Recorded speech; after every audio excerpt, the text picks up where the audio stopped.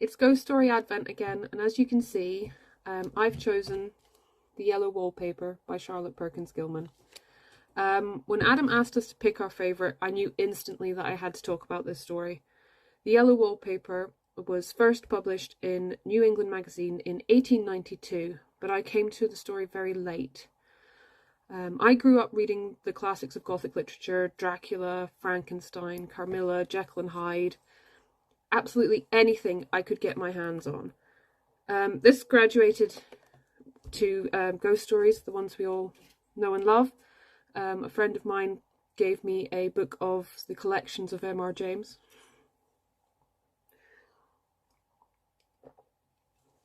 But I had never heard of this story.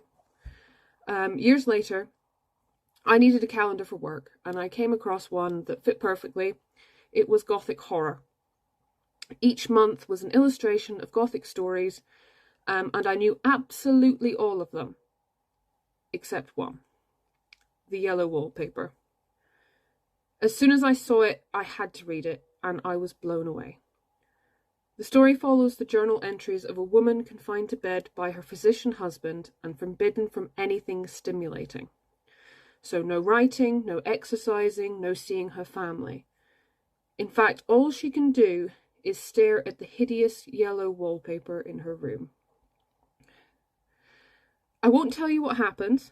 You'll have to read it for yourself. Please do. It is a story about illness, both mental and physical, postpartum depression, isolation, and control. In fact, one line at the very beginning always makes me laugh. John laughs at me, of course, but one expects that in marriage. It is unusual for a ghost story, as it has a female protagonist who is unnamed. But like most of our favourite stories, it is a cautionary tale.